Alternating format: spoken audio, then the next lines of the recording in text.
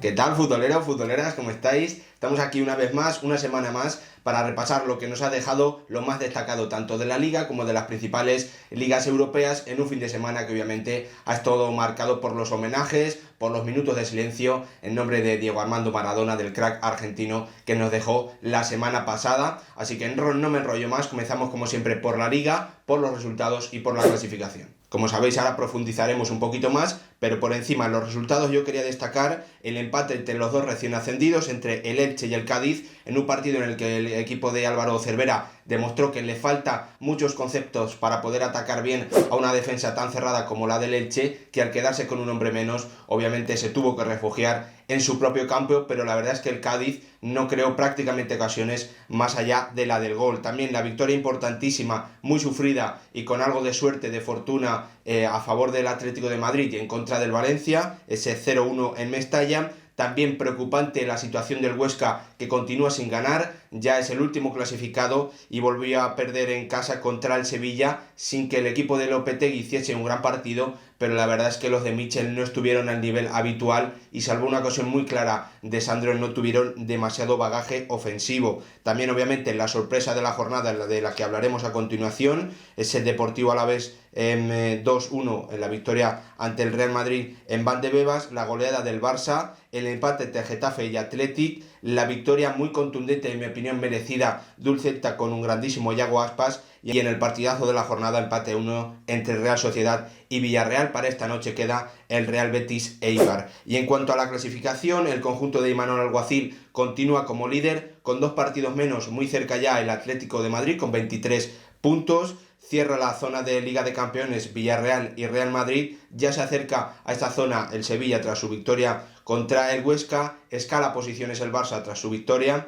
Vienen un par de partidos para el equipo de Ronald Koeman en las que el principio debería encadenar un par de victorias consecutivas que le acercase a las primeras posiciones, y por abajo tenemos, como os decía, al Huesca cerrando la clasificación, que continúa sin ganar, al Levante que hace bastantes jornadas también que no lo hace, con 8 puntos. Es cierto que el equipo de Paco López tiene un partido menos, y la victoria merecida, como os decía, del Celta, que le pone al borde de salir de la zona de descenso con 10 puntos, empatado con el Real Valladolid. Vamos a hablar, como siempre, ya sabéis, de ese partidazo de la jornada que para mí fue ese Real Sociedad Villarreal, del que yo esperaba mucho más, pero del que tenemos que hablar. Un encuentro en el que ambos equipos parecieron acusar bastante el gran desgaste físico de haber jugado sus partidos de Europa League, sobre todo la Real Sociedad, que pese a hacer algunas rotaciones en esta alineación de Liga, hizo un gran desgaste el jueves en un partido crucial para su clasificación a la próxima ronda de la Europa League ante el AZ Alkmaar en los Países Bajos. Esto obviamente, como os decía,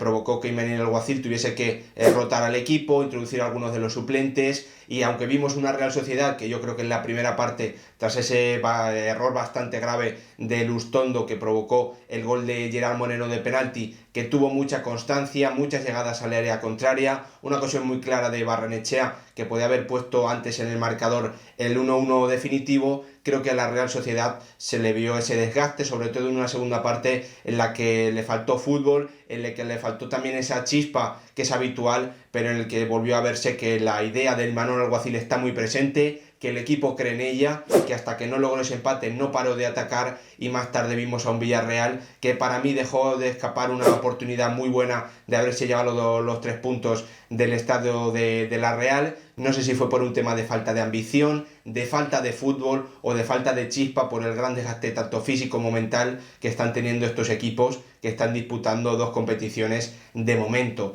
Yo, como os digo, creo que fue una oportunidad perdida para el equipo de Unai Emery, porque la Real es difícil que en estos primeros partidos de Liga lo veamos en una situación más vulnerable de la que vimos ayer al equipo de Imanol Alguacil, que pese a ponerse perdiendo fue capaz de igualar ese partido que se había puesto muy complicado ante un Villarreal al que estuvimos lejos de verle en su mejor versión. Ha sido una semana cargada de homenajes a Diego Armando Maradona, y no podía faltar el de Leo Messi, que con su golazo, el que para mí ha sido el mejor de la jornada, homenajeó quitándose su camiseta, mostrando la que lució a Maradona en su etapa en Newell's, que fue muy corta y que, según declaró el propio Leo Messi más tarde después del partido, él asistió a uno de esos partidos. Así que precioso ese homenaje de Leo Messi a Diego Armando Maradona en un partido en el que el FC Barcelona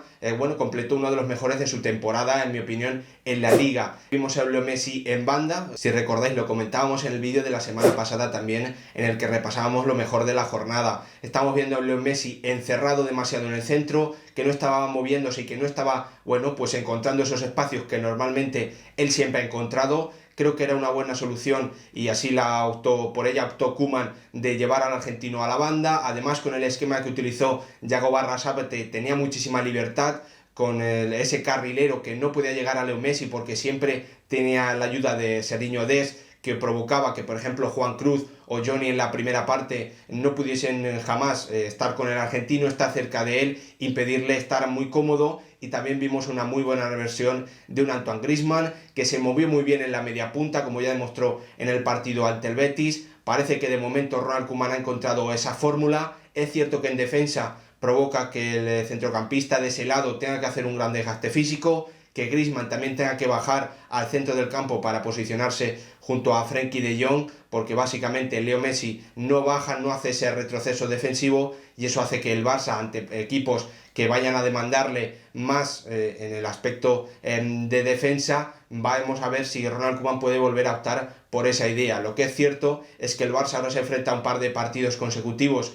en los que va a ser muy favorito, pudiendo lograr 5 de 5 más esta victoria que ya ha sumado contra Osasuna. Le va a pedir y le va a permitir encadenar una racha muy buena de resultados. Vamos a ver cómo responde el equipo de Ronald Koeman, que, como os digo, para mí dio con la tecla al situar juntos a Griezmann, a Leo Messi con muchísima movilidad, pero al argentino partiendo desde una banda derecha, donde en principio va a tener mayor seguridad, va a ser más fácil para él moverse y va a poder conectar, como siempre, con esa tremenda diagonal que siempre logra encontrar con un Jordi Alba, que sigue siendo muy importante en este Barça de Messi, de Griezmann y de Ronald Koeman. La sorpresa de la jornada ha sido el triunfo del Deportivo Alavés ante el Real Madrid en el estadio Alfredo Di Stéfano, en un triunfo, en mi opinión, totalmente merecido del equipo de Pablo Machín, que sobre todo fundamentado en una grandísima primera parte en la que encontró muchísimos espacios a la espalda de la defensa del conjunto blanco, con un Joselu espectacular, bajando, tocando todos los balones en largo que le enviaban tanto sus defensas como Pacheco, con un gran Lucas Pérez, que es cierto que pudo convertir algún gol más, provocar también y completar un doblete. Se lo impidió un Thibaut Courtois, que hizo paradas salvadoras, pero que también cometió un gran error en el que fue el 0-2 prácticamente definitivo, porque el Real Madrid vuelve a tener muy pocas soluciones cuando el partido se le pone en contra. Es cierto que el conjunto blanco necesita, ya lo demostró al final de la temporada pasada, que en su portería ocurran muy pocas cosas, que tanto Courtois como esa línea que forman los dos centrales más Casemiro hagan un gran encuentro. Su portería tiene que estar prácticamente a cero, porque en ataque la verdad es que no tiene esas soluciones que sí tenía hace un par de temporadas. Le faltan rematadores, le faltan jugadores que tengan esa creatividad y esa efectividad de cara a gol. Es cierto que tuvimos a un gran Lucas Vázquez, encontrando continuamente en el punto de penalti a Mariano, que está demostrando que es un jugador que, si lo sitúas en el punto de penalti, que si le das balones va a encontrar las soluciones, aunque es cierto que el jugador canterano en el Real Madrid no estuvo acertado de cara a gol. Además, el problema de la lesión de Hazard, que de momento le va a tener 3 semanas fuera de los terrenos de juego, se va a perder el importante partido contra el Atlético de Madrid, también el partido del Sevilla y obviamente este partido importante en la Champions League, que en principio debe permitir al Real Madrid sellar su pase a los octavos de final. El conjunto de Zinedine Zidane tiene bajas muy importantes: Sergio Ramos, Benzema. Es cierto que Casemiro viene también de una lesión, pero lo que está claro es que el Real Madrid ya demostró al final de la temporada pasada con qué fórmula puede competir partido a partido, encajando muy pocos goles y tirando de la calidad extrema que tienen jugadores como Benzema. Le está faltando ese apoyo de Hazard, tampoco estamos viendo una buena versión de Isco, de Odegaard, de Marco Asensio. Es cierto que es bastante chocante que después de hacer un gran partido en Liga de Campeones y prácticamente secar por completo a la pareja Lautaro Martínez-Lukaku, esa misma dupla, pero formada por Joselu y Lucas Pérez, le haga tanto daño a una defensa del Real Madrid que, bueno, no compite nada bien. De nuevo, un error muy grave en el penalti y un error definitivo de Thibaut Courtois que hace que el Real Madrid, bueno, pues se quede muy por detrás de un Atlético de Madrid que sigue sumando y que sigue asumiendo el papel de favorito cada vez más, porque ni el conjunto blanco ni el FC Barcelona están teniendo continuidad en sus resultados y están dando, bueno, pues esa sensación de seguridad que sí da el equipo del Cholo Simeone. Para olvidar la dinámica de resultados de la Sociedad Deportiva Huesca, 11 jornadas disputadas, de momento el equipo de Mitchell no ha conseguido ninguna victoria, suma 7 puntos, ya es el colista de la clasificación. Es cierto que creo que todos estamos de acuerdo que por el juego, por la cantidad de ocasiones creadas, merecía haber sumado más puntos, estar en otra situación en la clasificación, pero lo cierto es que ya se han disputado 11 partidos y planea esa idea que ocurrió hace 2 temporadas en el que el equipo alto aragonés compitió muy bien en las primeras jornadas, pero después encadenó una racha malísima de resultados con varios entrenadores y ninguno de ellos pudo hacer que el equipo finalmente compitiese por quedarse en la primera división. Yo creo que la idea de Mitchell, pese a los resultados, se está viendo muy clara en el terreno de juego. Esa doble punta formada por Sandro y Rafa Mir le está dando cosas al Huesca. Por ejemplo, contra el Sevilla, sin hacer un gran partido en el apartado ofensivo, tuvo una ocasión muy clara el ex canterano del Barça, no la convirtió y eso es lo que está fallando obviamente a una Sociedad Deportiva Huesca, que es cierto que está teniendo buenos rendimientos, que merecería llevar más puntos, pero la verdad es que está en una situación muy preocupante y yo creo que si de aquí a la que se cumpla la jornada número 15 en la Sociedad Deportiva Huesca no ha conseguido ganar, no tendría demasiado sentido que Mitchell continuase como su entrenador, porque esto, más allá de buen juego, también se tiene que ver por los resultados y es muy complicado que un equipo que encadene una dinámica tan mala pueda finalmente competir por quedarse en primera división. Espero que todos pudieseis ver la victoria por 3-1 del Celta ante Granada, en el que fue una de las mayores exhibiciones individuales de lo que va de campeonato, un Yago Aspas espectacular que pudo asistir y marcharse del partido con 6 asistencias perfectamente. Al final logró una a Fran Beltrán, el que fue el tercer gol definitivo para un Celta que ha asimilado muy bien la idea de Coudet. Estamos viendo un equipo muy ofensivo que arriesga mucho. Es cierto que eso le costó el primer gol, el 0-1 a favor del Granada, en una gran definición de Luis Suárez, el jugador colombiano ex del Zaragoza, en una acción en la que yo que Rubén Blanco se precipita un poquito saliendo a una zona en la que ya el delantero del Granada no tenía prácticamente ángulo, le facilitó esa ocasión, pero lo cierto es que el Celta, a través de un gol muy rápido de Nolito, hizo que no apareciesen las dudas que puede provocar un gol en contra. A partir de ahí un Yago Aspas, como digo, espectacular, que puso a sus compañeros en varias ocasiones frente al portero.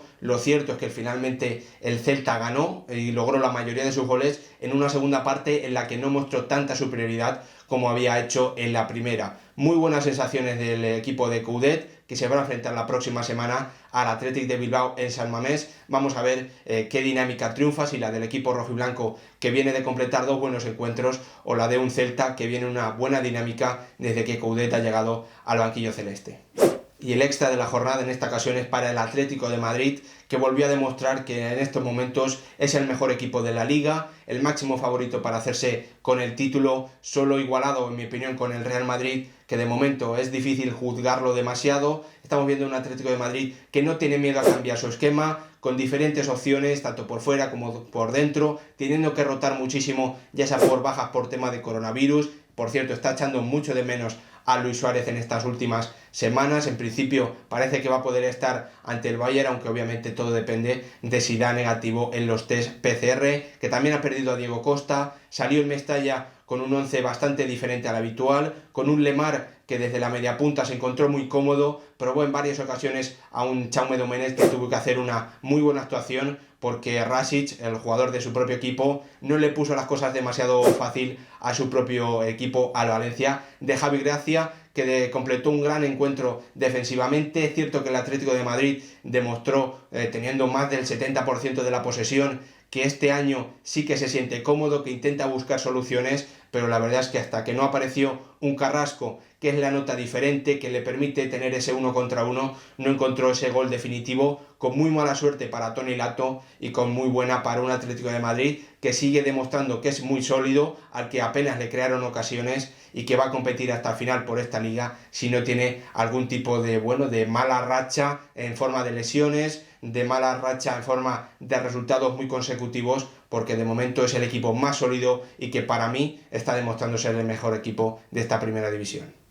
Y como cada semana vamos a repasar los resultados más destacados de las otras principales ligas europeas, en el que sobre todo hay que nombrar, mientras vemos esos resultados, la victoria, la remontada del Manchester United ante un Southampton que llegaba en una grandísima racha, que se adelantó, se puso 2-0 ante el conjunto de Ole Gunnar Solskjaer, que en mi opinión estaba mereciendo llevarse un resultado favorable, siguió peleando y con un Edinson Cavani espectacular que en los últimos minutos, pues demostró el gran goleador que es, metiendo la cabeza donde parece imposible que otro jugador pueda hacerlo, remontando y sumando 3 puntos que hacen que se apriete aún más la parte alta de la clasificación, en una jornada en la que también vivimos un empate a 0 entre el Chelsea y el Tottenham, en un partido en el que hubo actuaciones individuales bastante decepcionantes. Ni Son, ni Kane, ni Werner, ni tampoco Ziyech estuvieron al nivel habitual. Un equipo, el del Chelsea y también el del José Mourinho, demasiado preocupado por el tema táctico, por no cometer errores, por no abrir puertas que puedan facilitarle al equipo contrario adelantarse en el marcador y que le permitan salir al contraataque, en el que suele ser una de las especialidades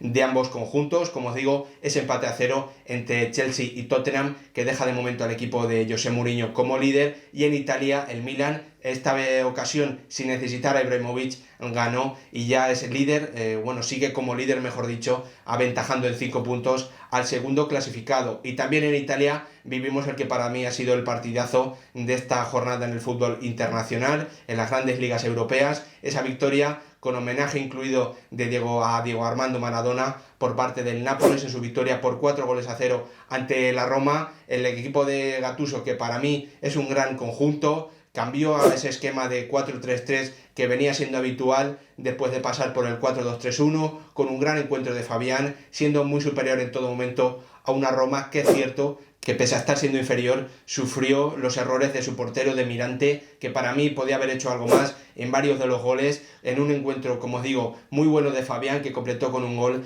y en el que obviamente se rindió un homenaje especial a Maradona con una camiseta especial, con los colores de la bandera y de la camiseta argentina, en el que obviamente fue el club de la vida de Diego Armando Maradona, donde fue el mejor jugador de su momento, donde obviamente también hizo que el Nápoles viviese la mejor etapa de su historia. Os espero tanto el martes como el miércoles con los vídeos de la Liga de Campeones. Vamos a analizar todo lo que ocurra. Sabéis que ya tenemos 2 equipos españoles en la próxima fase. Aún queda por certificarlo el Atlético de Madrid, que va a tener un gran encuentro ante el Bayern. También va a tener un partido complicado el Real Madrid fuera de su estadio. Y obviamente vamos a contarlo y a vivirlo todo aquí en el canal. Así que os espero. Dejad vuestro like, vuestro comentario y nos vemos en el próximo vídeo.